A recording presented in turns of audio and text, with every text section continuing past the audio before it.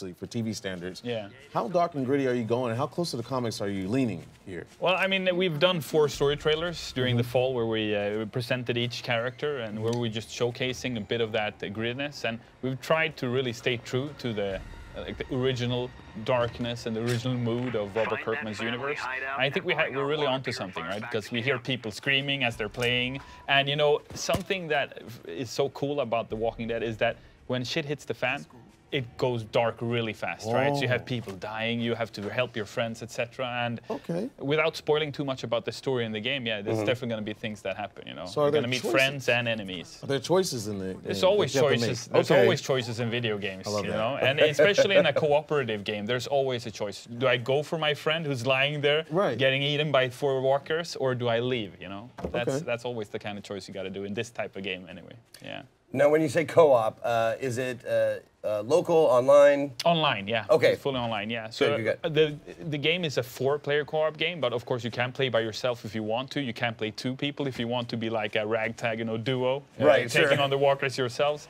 And that we're probably going to have people do that, you know, because in a post-apocalyptic setting, everyone has their own idea how to best survive. And that's what we want to give players the opportunity to try to explore. Okay, you have 4 unique characters. Do they have any like special skills? Yeah, they do. Yeah. So it's an action game, but making games, we also love making games for hardcore players who love to, you know, change skill trees and try different weapons that have different damage outputs, etc. And it being a 4-player game, you can combine, right? So you go full-out tank with Aiden, you know, the architect who favors the baseball bat. So we have you in the front lines, whereas you would go maybe with Grant, pick the sniper rifle, scout the area, the tactician of the group. I actually think you kind of nailed it. Yeah. Like I would make him go in front, and I'd be in back shooting people. Yeah. Go kill that walker. Yeah, good job. You're doing great. I'd be you know, encouraging him. And I could be Maya. I could be the medic. So Maya is a surgeon. Yeah. So I could heal you guys up when everything's over. Yeah. So I'll be hiding somewhere, going like, are they dead yet? Are the walkers gone? And then I go sort things out. So you speak about it. Well, survival is obviously a big thing when it comes to zombies. What about crafting? Crafting is a big part of the game as well, yeah. So as you walk into Washington, D.C., you're going to have to find gadget pieces, scrap metals, etc. And these are then used to create different things, everything from the weapons that you use, throwables, etc., to other things that you need in the camp, etc. Yeah. Oh, okay. So I see, like, it looks like kind of a... the melee weapon that you have out, or that they had out, was like a cobbled together, something like that, so you can like make weird combinations of stuff? Yeah, well, I mean, the game is set in a post-apocalyptic setting, so nothing's working as it should, right? Cars, you know, they just stand still, nobody's driving them, and by the way, you have to stay away from car alarms in the cars, you know, because if you beat a walker and they touch a car, it might start making noises, and you don't want to make noises in Washington, D.C. with a ton of walkers around you, right? Because any noise you make, the walkers will hear, so they will try to get closer to you, right? And if you start firing weapons, like a shotgun, like a sniper rifle, the walkers will be attracted to that area. Absolutely. Yeah. So, and because it's humans you're fighting again as well, it becomes this three-way thing where you and the bandits are fighting, but suddenly the walkers just arrive from nowhere, and there's a horde of them, you know. So they the bandits have to take care of them, but you have to also, right? So there's a really, really cool gameplay mechanic there going on. Well, and that's been one of the themes of The Walking Dead since the very beginning. It's fear the dead, you know, kill the humans. You know, it's like the humans are the real threat. The other people you meet. Exactly. And if you're a big a comic book fan, you know, as a comic book reader, that the humans at the end of the day they're monsters. Yeah, and the family stealing your only opportunity to get clean water. It's not that nice of a thing to do, right? So.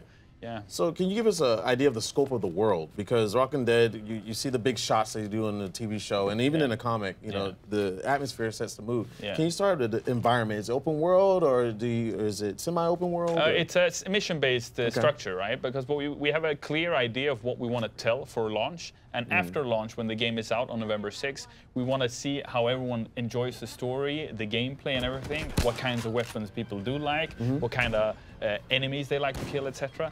And based on that, we're going to do something we call like a lifeline for the game. So with Payday, the bank robbery game we made, we still work on it 5 years down the line. And the reason is we care. You know, we built the game, we built a world that we want players to continue experiencing. So it's less of like a movie, if you will, and more of like a TV show approach, where we just continue post-launch and just continue to add stuff.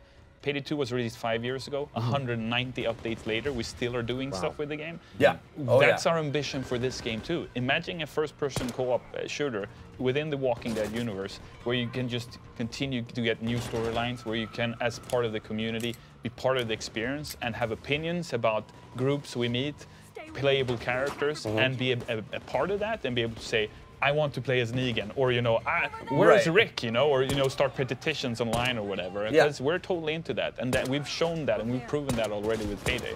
So we're in a super, super good position, I think, as developers, to really give the gamers something where we together can shape it in any way we form. So hypothetically, you go, not dark enough.